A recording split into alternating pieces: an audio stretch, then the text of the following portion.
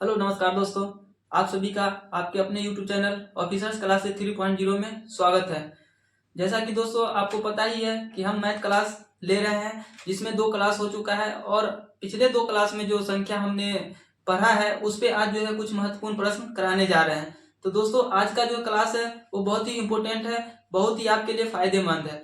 तो चलिए दोस्तों बिना टाइम लिए मैं आज जो डिस्कशन करने वाला हूँ कुछ इंपॉर्टेंट क्वेश्चन उसको शुरू करते हैं। तो दोस्तों हमने संख्या के बारे में पूरी जानकारी ले लिया था, तो आज हम शुरू करते हैं कि एक अंकों की कुल संख्या कितनी होती है और वह एक अंकों की सबसे छोटी संख्या कौन होगी और एक अंकों की सबसे बड़ी संख्या कौन होगी।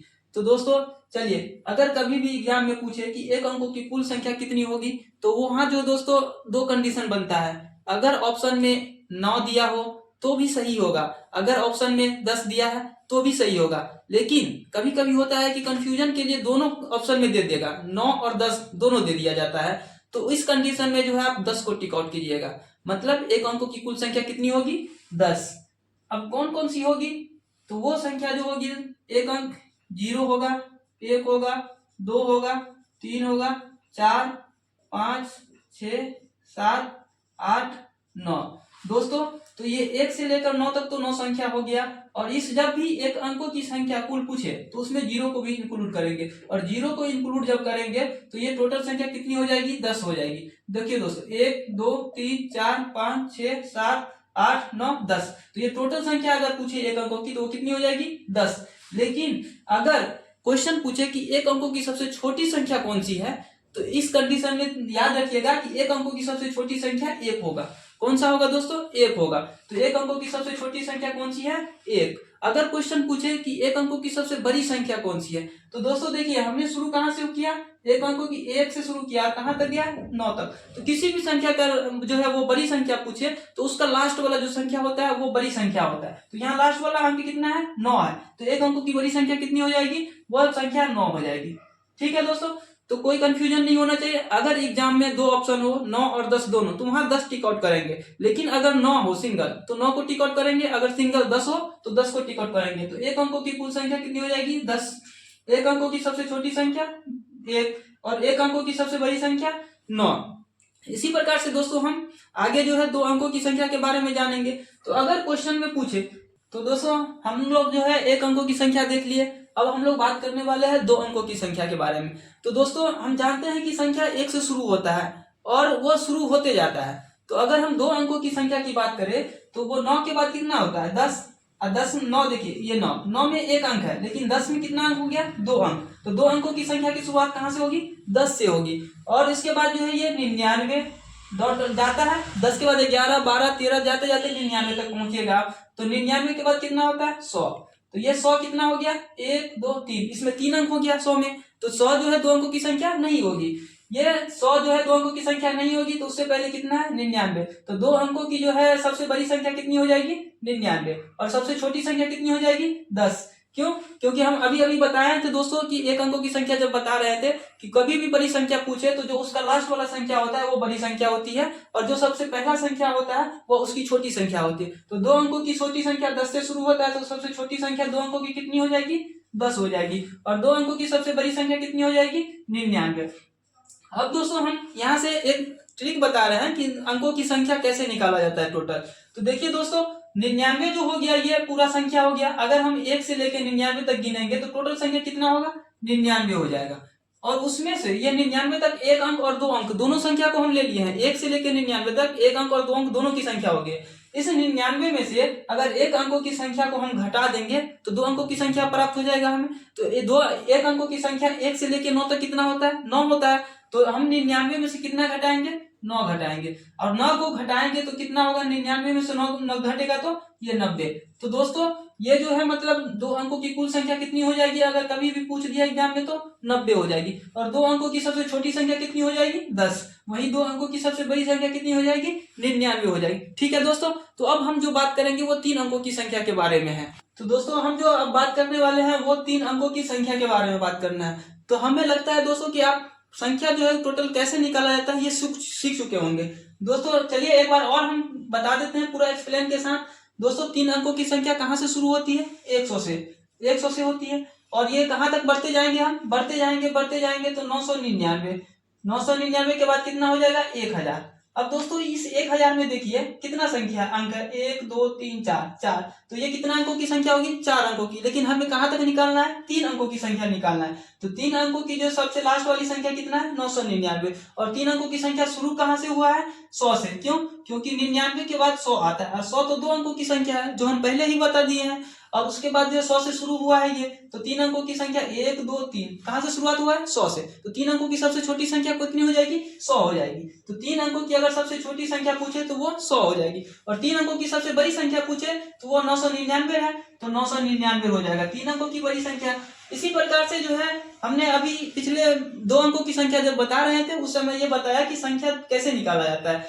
तो जब हम इस 3 अंकों की टोटल संख्या अगर 1 से लेकर 999 तक की बात करें तो इसमें 1 अंक की संख्या, 2 अंक की संख्या और 3 अंक की संख्या, तीनों को इंक्लूड करेंगे। तो तीनों को अगर जोड़ेंगे तो ये 999 संख्या हो जाएगा टोटल। तो टोटल 999 संख्या हो जाएगा 1 से लेके 1 अंक की संख्या, 2 अंकों की संख्या। अगर इसमें से 999 में से हम इस 99 को घटा देंगे तो क्या यहाँ से लेकर यहाँ तक कितनी संख्या है वो निकल जाएगी। तो ये यहाँ से 100 से लेकर 999 कितने अंकों की संख्या है 3 अंकों की, और 3 अंकों की ही कुल संख्या हमें निकालना है। तो 999 में से हमें कितना घटा देना है 99 घटा देना। अगर 99 घटा दिए तो कितना बचेगा दोस्तों 99 घटाने के बाद जो देखिए यहाँ 900 बचेगा। कितना बचेगा 900 बचेगा।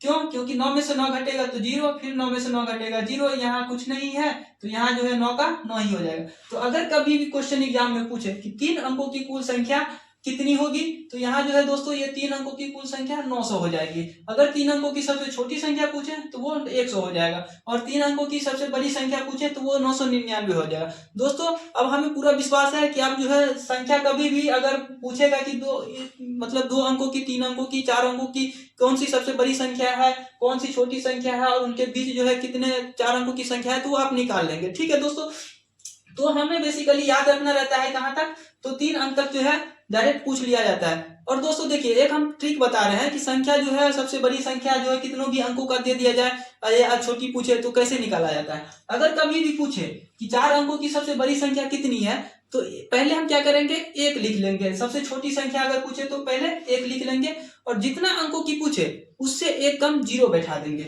अगर मान लीजिए कि हमसे 4 अंकों की पूछ रहा है छोटी संख्या, 4 अंकों की छोटी संख्या पूछ रहा है, 4 अंकों की सबसे छोटी संख्या पूछ रहा है।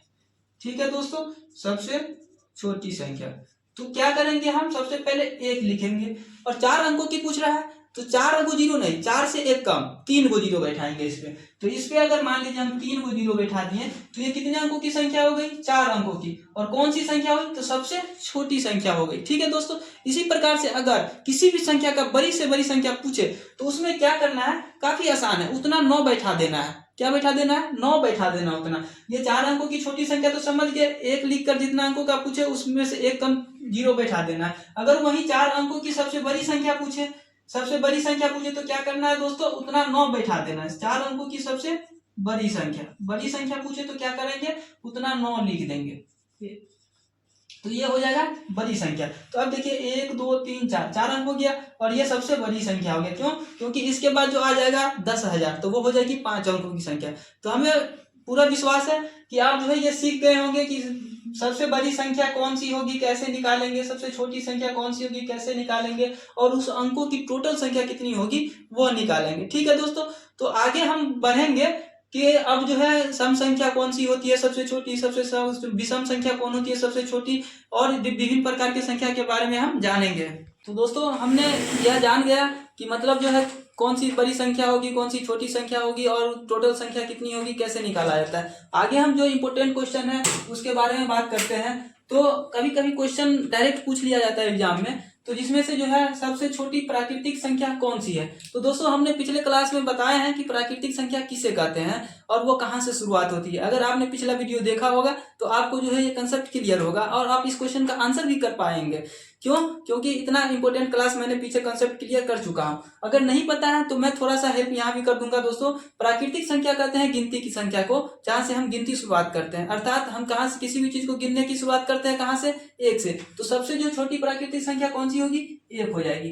ठीक है दोस्तों, तो सबसे छोटी प्राकृतिक संख्या 1 हो जाएगी। वहीं जब प्राकृतिक संख्या के परिवार में जब शून्य को शामिल कर दिया जाता है तो उससे पूर्ण संख्या का निर्माण होता है। तो पूर्ण संख्या, तो अगला क्वेश्चन देखिए दोस्तों, है सबसे छोटी पूर्ण संख्या कौन सी होगी। तो आपको पता चल गया होगा कि सबसे छोटी पूर्ण संख्या कौन सी है, 0। तो जब भी प्राकृतिक संख्या में हम शून्य को शामिल करेंगे तो उससे पूर्ण संख्या का निर्माण होगा और सबसे छोटी पूर्ण संख्या कौन हो जाएगी, 0 हो जाएगी। वहीं दोस्तों सबसे छोटी सम संख्या की बात कर रहा है, तो सबसे छोटी जो सम संख्या है वो कहाँ से शुरुआत होता है, तो वैसी संख्या जो 2 से पूरा कट जाए। और 2 से कटने वाला कौन सी संख्या पहला है, तो 2 ही है। तो 2 की सबसे छोटी सम संख्या कौन हो जाएगी, सबसे छोटी सम संख्या 2 हो जाएगी। ठीक है दोस्तों, उसी प्रकार सबसे छोटी अगर विषम संख्या की बात करें तो सबसे छोटा विषम संख्या कहाँ से शुरू होता है दोस्तों, जिसमें 2 से भाग नहीं लगता है। और 2 से भाग नहीं लगता है मतलब कहने का मतलब ये कि एक से शुरू होता है कोई भी संख्या और 1 में 2 से भाग नहीं लगता है पूरा। तो सबसे छोटी विषम संख्या कौन हो जाएगा, 1 हो जाएगा। वहीं जो है सबसे छोटी अभाज्य संख्या की बात करें तो अभाज्य संख्या हमने बताया था दोस्तों कि उस संख्या को कहते हैं जिसका केवल 2 गुणनखंड हो, जो 1 से कटे और अपने आप से कटे, इसके अलावा किसी तीसरी संख्या से विभाजित नहीं हो, तो वैसी संख्या को क्या कहेंगे, अभाज्य संख्या। तो सबसे छोटी अभाज्य संख्या कौन सी होगी, 2 होगी दोस्तों। क्यों, क्योंकि 2 जो है एक से विभाजित होता है और एक अपने आप से विभाजित होता है, और इसका गुणनखंड क्या हो गया, 2 ही गुणनखंड हुआ। तो ये कौन सी संख्या है, अभाज्य संख्या। और अभाज्य संख्या 2 से शुरू होती है, इसीलिए जो सबसे छोटी अभाज्य संख्या कितना होगा, 2 होगा। उसी प्रकार से दोस्तों एक क्वेश्चन फंसाने के लिए पूछता है कि मतलब सबसे छोटी सम अभाज्य संख्या कौन सी है। तो दोस्तों देखिए 2 एक सम संख्या भी है क्योंकि 2 से पूरा कट जाता है, और अभाज्य संख्या भी है, क्यों, क्योंकि इसका केवल 2 गुणनखंड है। तो कभी भी अगर ऐसा क्वेश्चन पूछे कि सबसे छोटी सम अभाज्य संख्या कौन सी है, तो इसका भी आंसर दोस्तों 2 ही होगा। ठीक है, वही बात करें सबसे छोटी भाज्य संख्या की, तो भाज्य संख्या दोस्तों हमने बताया था कि वैसी संख्या जिसका जो है 2 से ज्यादा गुणनखंड हो, अर्थात 1 से भी कटे, उसके बाद जो है अपने आप से भी कटे, और इस 2 संख्या के अलावा किसी और संख्या से भी विभाजित हो जाए, तो वो सबसे छोटी भाज्य संख्या कौन सी होगी, तो वो होगी दोस्तों 4 होगी। क्यों, क्योंकि देखिए ये 1 से भी विभाजित हो रहा है, 2 से भी विभाजित हो रहा है और 4 से भी विभाजित हो रहा है, तो इसका गुणनखंड कै हो गया दोस्तों, 3 को गुणनखंड हो गया।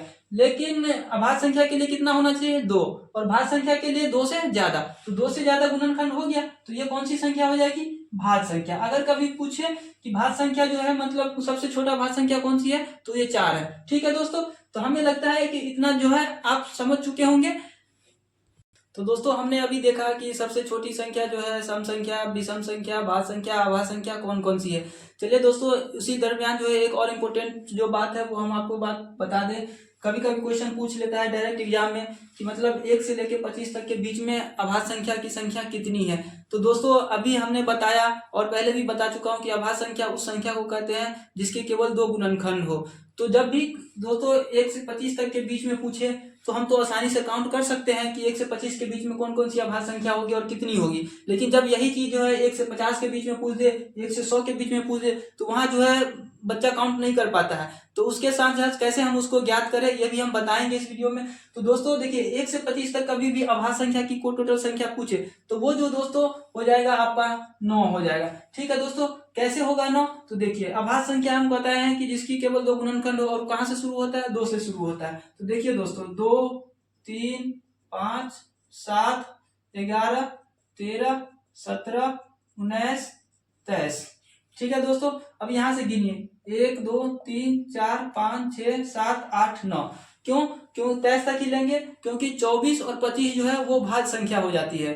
ठीक है दोस्तों, और अगला जो भाज्य संख्या होता है वो 27 नहीं होता, 29 होता है, 29 होता है वो। तो 23 के बाद सीधे 29, तो 25 पार कर गया, लेकिन हमें लेना कितना तक है, 25 तक, तो इसीलिए हम 29 को नहीं लेंगे। ठीक है दोस्तों, और जो 1 से लेकर 25 के बीच में अभाज्य संख्या की संख्या कितनी हो गई, 9।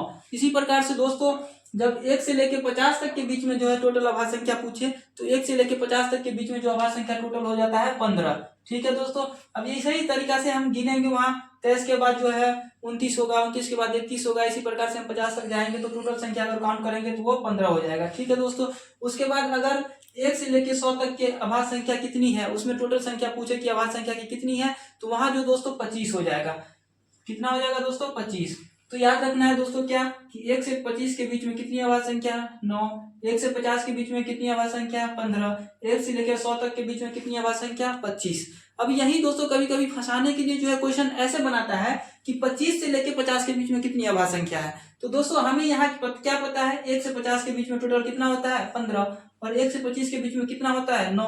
तो अगर हम 1 से 50 तक के बीच में जो अभाज्य संख्या होता है उसमें से 1 से 25 तक का जो घटा देंगे संख्या, अभाज्य संख्या, तो हमारे पास कितना से कितना तक बचेगा, तो 25 से लेके 50 तक के बीच में बचेगा।